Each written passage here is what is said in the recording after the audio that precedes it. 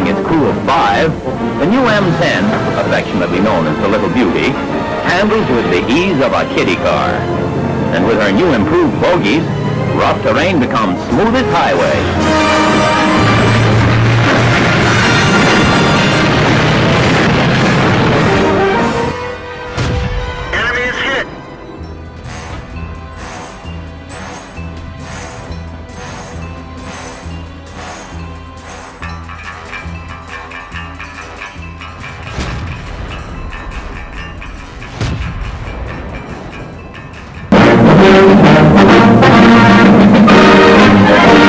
Are you troubled by tanks? Do the pests get in your foxholes, mess up your bivouac, or menace your installations? Well, your worries are over. Your favorite store, the Screaming Eagle Hardware Company, USA, first with the best, has done it again. The newest and best tank eradicator on the market, the M10 Tank Destroyer, guaranteed, and I do mean guaranteed, to blast the last swastika off any tank she meets. Easily accommodating its crew of 5, the new M10, affectionately known as the Little Beauty, handles with the ease of a kiddie car. And with her new improved bogies, rough terrain becomes smoothest highway.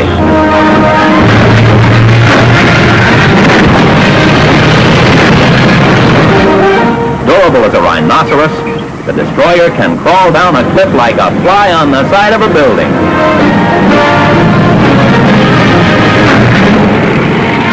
And how is she in water? Why, gentlemen, the Little Beauty might well be called the M10 Duck.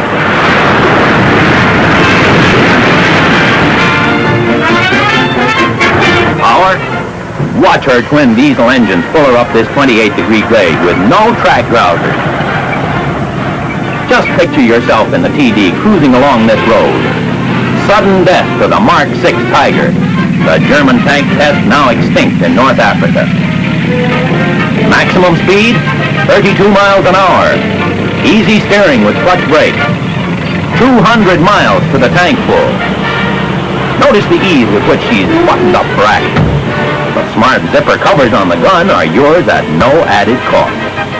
And still another extra is the manual firing bar.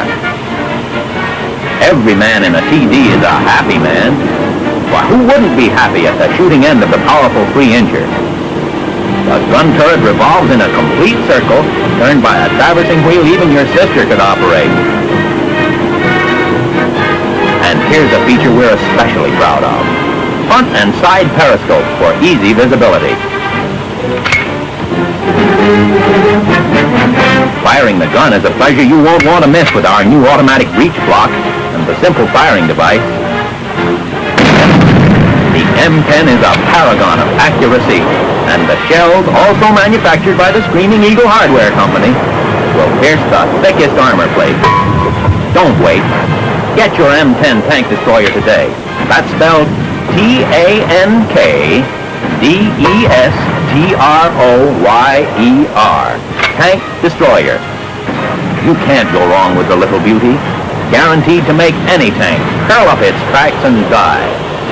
If you don't believe us, ask the man who didn't own one, General Erwin Rommel of Berlin, Germany. See you're right, your supply sergeant today. Immediate delivery is assured. Hello and welcome to the Screaming Eagle Hardware Store. I'm sorry, no, this is NAFTA Reviews. I'm Buddy 1927. As you have assumed, we are actually going to be looking at the M10 Wolverine. This tank here is not a bad looking tank. This is actually my Tier 5 tournament tank. As you can see, it has the NAFTA seal on it. It also has my little insignia, which means I am actually keeping this tank, the skull and helmet. As you can tell, this tank is permanently camouflaged because I have decided I am going to keep this tank. Let's talk about the armor on this tank. We'll take a look at the front. Okay, the front is angled pretty sharply here, which gives you a chance to actually deflect a lot of shots frontwards. Also, the turret itself, the gun, the gun mount is actually rounded, so it gives it a chance to actually reflect some of the shots that might be hit head on. One advantage of this tank, it actually has a low glacis, so it's kind of hard to hit the glacis of this tank head on. But the only weak spot head on this thing is if you can hit him, is either get a shot right in here where it can actually ricochet down into these two hatches. This hatch here is the driver. This hatch here is the driver, and this hatch here is actually the radio operator. So if you actually they might get a critical hit on you and take out your radio operator or take out your driver, because they might have got a shot that actually angled up here, or they actually, and it's kind of hard to do, but actually hit that actually hit that hatch. There's 51 millimeters of armor on the front hull, and actually 57 millimeters of armor on the top of the turret, on the front of this turret here. Okay. Now the side, you gotta watch out for the side here. Okay, you definitely do not want to take a shot on the side on this tank. On the side of this hull here, it's only 19 millimeters of armor, which is nothing. The turret itself, it has 25 millimeters of armor. One of the advantages of the turret with that will actually strengthen the armor is, see how it's angled? Angles outwards each way. It also angles upward. Let's see if we can see it. You can see how it slopes upwards. Okay, so that gives you a better chance of ricochets. Now on the rear of this tank, it's 25 millimeters of armor, both of the rear of the tank and the rear of the turret. One of the things you gotta watch out for on the rear, this is where your engine is, and as you can see, this angle is actually angled down. So somebody gets a lucky shot here, here, or here, or here, and it ricochets. It can actually ricochet and go right into your engine, and basically set your vehicle on fire or knock out your engine. You're immobile. One of the things that you saw in the video clip before you came in here was how the TD was actually transported. The turret would be turned 180 degrees, and the gun would actually be fastened to this little U-boat.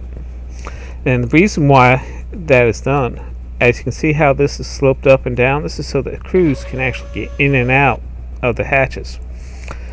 Because right now it's kind of hard for the crews to get in and out of the hatches with the gun the way it is. So they get in and out, and actually if the driver wants to drive with the hatch open, the gun itself has to be turned all the way around. So that way he can leave the hatch open and actually have room to actually drive the tank. Okay. Like I said before, this hatch here is the driver. This hatch here is the radio operator. Okay, on the top of the tank, the commander would sit right here. The loader would sit right here. And the gunner would actually sit right here. I don't know. Yeah. Okay. As you can see, the periscope for the gunner and also the actual fire mechanisms are right there for the gunner. So this isn't that bad. The only problem with this tank, and major problem you got, especially with the open turret tank, is this is open. Okay, and as you can see, you got the ammo rounds there. You got three of your crew members. Well, they might be protected from frontal or side shots. If you have an arty round coming in, guess where arty wants to put their shell? Right here. And that takes out your commander, your loader, your gunner, and can also take out your ammo, which means you're basically dead. You get one arty round here, boom, you're dead. So one of the things you want to make sure is that when you are spotted on this tank, move, especially if there's arty in the game, because one round from arty, you're toast. Okay, let's see how we get to this tank in the tech tree. And we go down through the American line. We start off with the T1, and then we go to the T18, the T82, the T40, and then to the Wolverine itself. Okay, one of the advantages of going this way in the American TD line is that once you get to the Wolverine, you can actually go to 2 different types of American turret line, American TD line. Sorry. If you continue straight and go to the Jackson, you can grind your way up to the T110E3. And this is the non-turreted line, and it's a pretty good line. Or you can actually go up to the Hellcat line, and this is the American turret line, and grind your way all the way up to the T110E4. We will be discussing some of these tanks in other episodes. One thing I like to say is the Tier 6, the Hellcat, compared to the Jackson, is a lot better. And actually, the Hellcat is my permanent tank in the Tier 6s. In the Tier 5s, the Wolverine is actually my permanent tank. Let's go to see what that looks like on inside the bracket here. The Wolverine, to get to it, you have to have 14,430 and roughly 415 credits. One of the things that you want to do if you decide you're just going to grind this tank to get to the next one, if you're going with the Hellcat, you don't have to research one thing. All you have to, as you can see, the line goes straight to the Hellcat. To research the Hellcat, it's 25,000 research points. So it's just a lot of grinding with very low level equipment on your tank. But you want to make sure that if you're just going to do a quick grind, you don't research any of this and just go ahead and save your credits, save your research and your credits. Go ahead and get the Hellcat. If you are grinding the other line and you want to get the Jackson, all you have to do is research these 2 guns here and this turret, and then you got the Jackson. Now, one thing that I did is I actually researched everything on this tank, because when I first played it, it was all right, but I kind of enjoyed playing it, so I went ahead and researched everything. When I first started, I actually just researched. I researched the tracks and these 2 guns and got that, and got the top turret. I left the radio and the engines for right now, and because I wanted the Hellcat, so I went ahead and ground the credits for the Hellcat and research credits for the Hellcat and checked it off. Then I went back, researched the engine, and I researched the radio. I ended up researching this other gun just to see how it was when I decided to play this. So I ended up researching everything on this. Let's talk about the guns here. First, it starts off with the Tier 5 3-inch AT M7, which rated fire is excellent. It's 14.63, which is pretty good.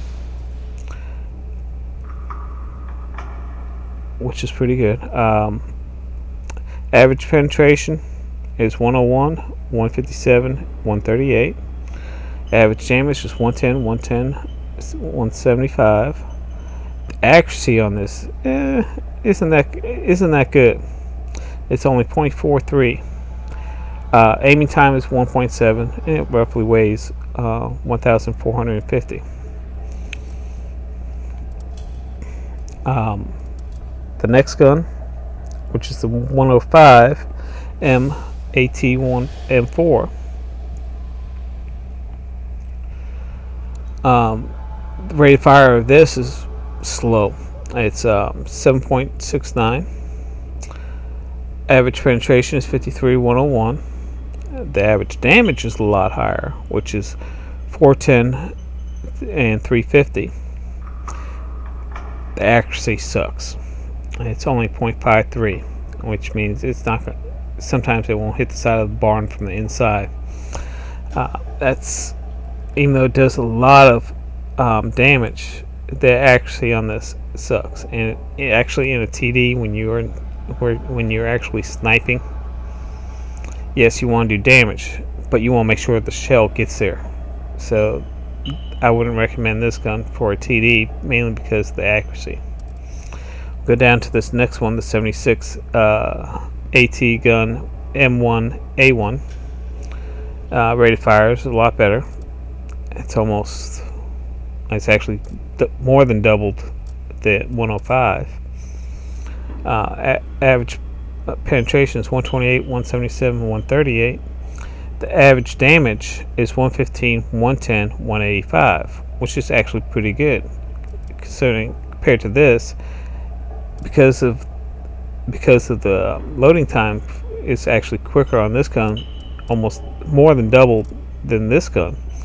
When you basically fire 2 rounds, it actually averages out to about what you're going to get with this with a 105. So it's not too, the damage is about the same.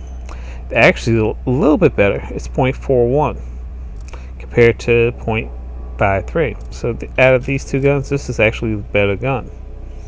But the best gun for this tank, in my opinion, is the 76 AT M1A2. And the reason is, if you take a look, the loading time is a little bit slower. It's actually a little bit faster than the A1. The average penetration is 128, 177, 138, which is the same. The average penetration is 115, 101, 185, which is the same. But here's where the gun improves. The accuracy is 0.38, and that's what you want. You want to make sure that your gun is as accurate as possible. Excuse me. Want to make sure your gun is as accurate as possible, because as a TD, your job is to actually hit the target. And if your gun isn't that accurate, your shots are going to veer off to the right, to the left, or over, or under. You want that bullet, you want that shell to go straight to where you're pointing. So that's important. The aiming times are the same. One of the bigger differences, actually, not that big of a difference. The weight on the A1 is 1567. The weight on this one is 1590. So it's not that much more weight. You definitely want the other turret, because as you can see, the armor itself is the same. The transfer speed of the turret itself, this is 17 seconds. This is actually 16, so it's a little bit faster. Views and the weight. This is actually weighs about 1,000 more pounds. But you want this. You want the other turret here to actually give you a little bit more turret speed when turning. You want to make sure you got the top tier radio, the top tier engine, and the top tier track. Go back to the garage. Okay, as I will stress this in every episode, camouflage is important for every tank. I discussed camouflage a little bit more in the exterior in the last episode, but one thing I want to stress that you always want to paint all your tanks, no matter what it is, from a light, medium, heavy, or SPG. You can get 30 days, you can get 7 days, or you can permanently camouflage, which I have permanently camouflaged this. But today we are actually going to talk about the crews. Okay, this is my commander. Okay, and you can see he's fought 312 battles. He's won a few awards. His current skills: he has Sixth Sense, and he has Camouflage. Well, I'm going to tell you a little secret. My first skills on all my crew on a TD is always going to be Camouflage, even with the commander.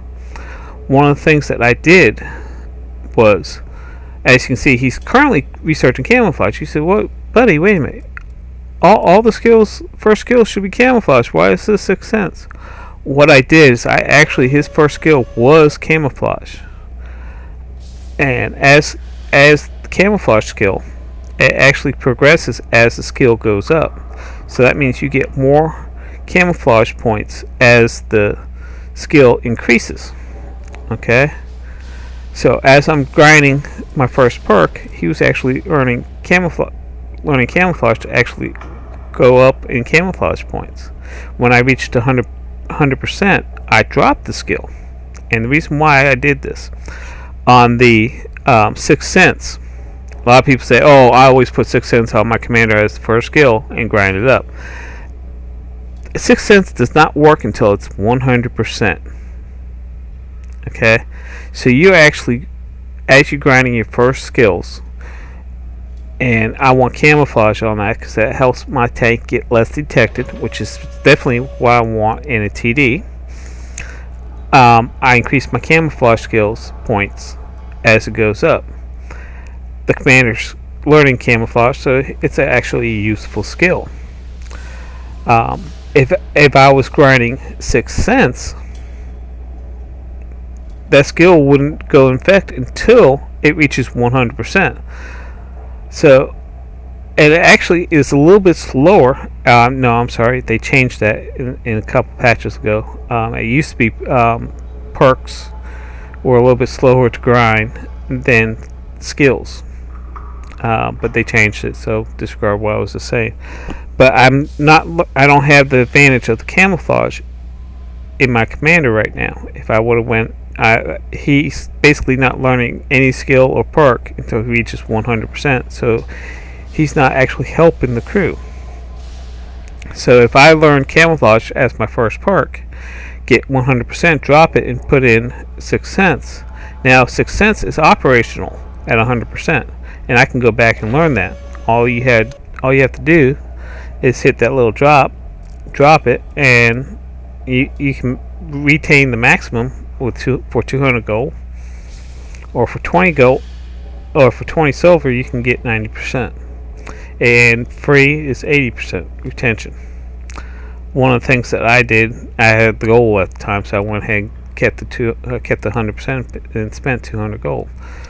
But doing that, as I was grinding that perk up, it was actually learning camouflage, which was a benefit to the tank. Even though when I switched over to Sixth Sense, and I dropped, I think it's 20 points. I forget what the actual points are, but I dropped all those points. But now I'm regaining them in the camouflage. Okay, let's go to the gunner here. As you can see, the gunner has 100% camouflage.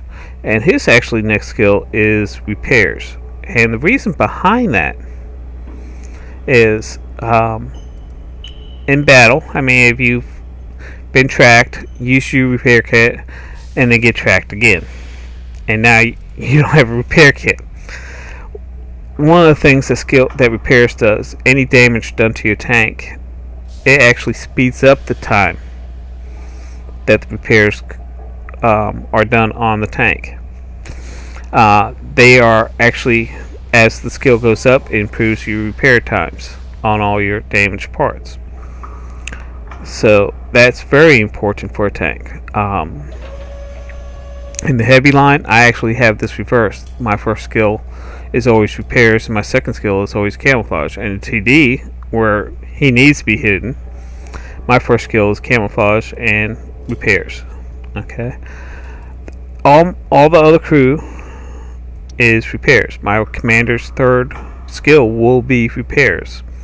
The only exception on this is my driver. Okay. My driver, which has 100% camouflage, is currently researching clutch braking. And the reason behind that is, if we take a look at the tank itself, speed is 48 miles per hour, kilometers. The transfer speed is 30. That means the transfer speed is actually the rate that the tank actually turns. Okay, if as my skill on clutch braking improves, it actually speeds up that transfer speed. When it gets to 100%, my transfer speed will actually increase.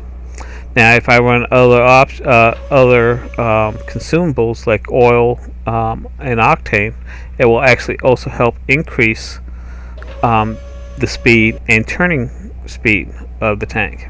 It's very important, especially for the TDs, that your driver learns the clutch braking, because it actually helps you turn the tank a lot quicker and a lot faster, and that becomes important as you get to the higher echelons of the things. And the rest of the skills, the rest of my crews actually are learning repairs. My radio operator, I haven't decided if he's going to learn fire extinguisher, or I might actually situational awareness. I might, depending on what I want him to learn next. I just haven't decided what I'm going to do for my third perk on some of these things. But my fourth perk on all the crew is going to be Brothers in Arms.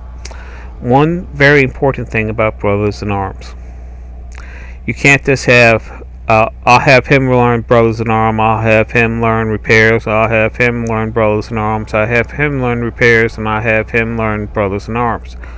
It doesn't work like that. Brothers in Arms, everyone must have Brothers in Arms, and it must be 100%.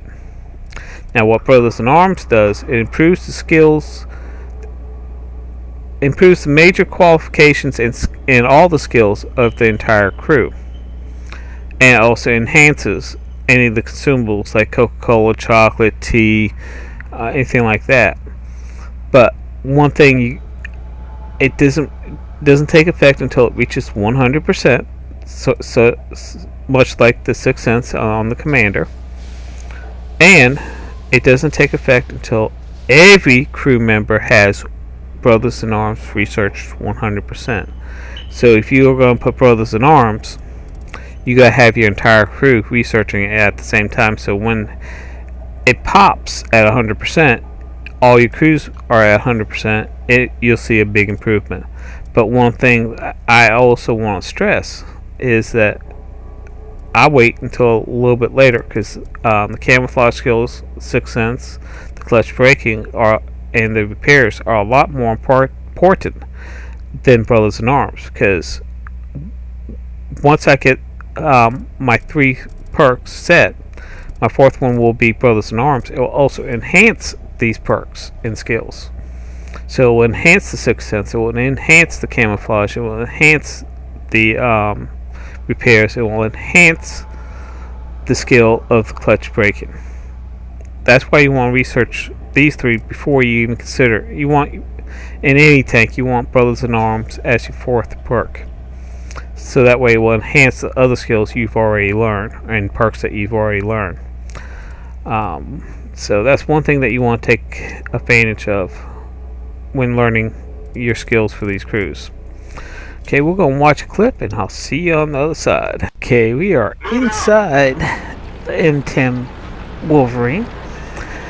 This clip is not the best clip for the Wolverine, but it is the best clip to show you the type of damage the Wolverine can do. As you can see, we're jockeying for position, so I'm going off to the right.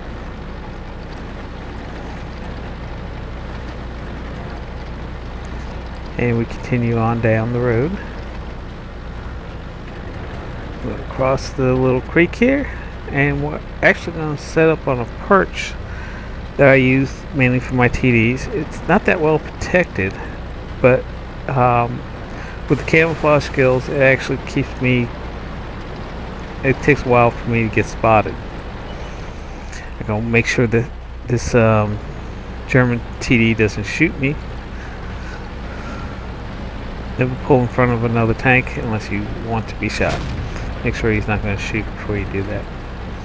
And this is the little perch I was talking about. As other tanks engage, they're concentrating on them, so I can actually sit up here in the open a little bit and actually see the damage that I'm doing. He saw that German gun shoot in front of it. He's really a little weak on it. And we got one little tank spotted here. Let's wait for it to come out behind that rock. And this is the accuracy I'm talking about on this gun. You can see I get the shot, and I did about 110 damage on him.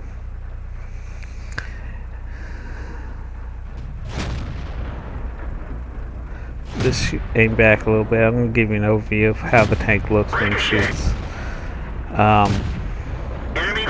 More damage as you see the yellow come up.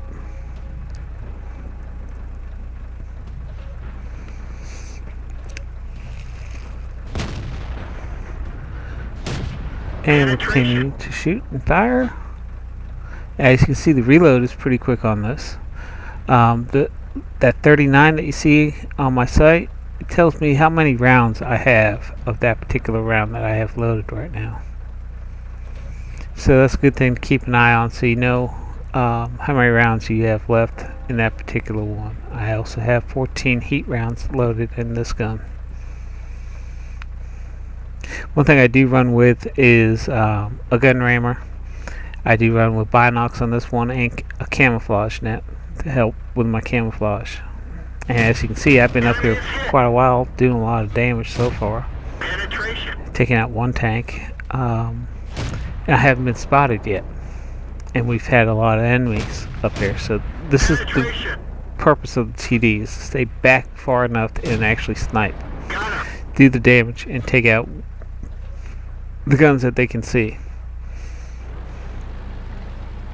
Now the toaster's moving up. We've knocked out. We've kind of held this push on this side. The left side's kind of fell apart. Okay. Now there's another one venturing into death. Critical hit. Reload and take them out. Enemy vehicle destroyed. Now, as you can see, these two tanks have fallen back, and because we got some tanks on here. I'm the only one left over here on this side now. Now, the reason why I'm not seeking cover right now, as you can see, I've just been spotted. What I'm trying to do is hold off.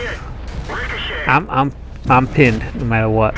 I'm holding off the other tanks from coming, getting these tanks in the rear. Hopefully, they will get that tank off my butt, but unfortunately, he don't.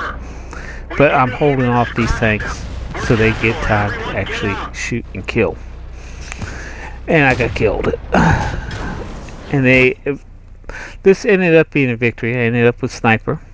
You can see the money and the experience. This is not times 2, times 3, times 4, but it's actually some damage. You can see that I did 1,000 some odd damage, and I actually ended up doing the top damage in here. And you got some more information on the tank. I'd like to thank you for watching Tank Review, and have a good day.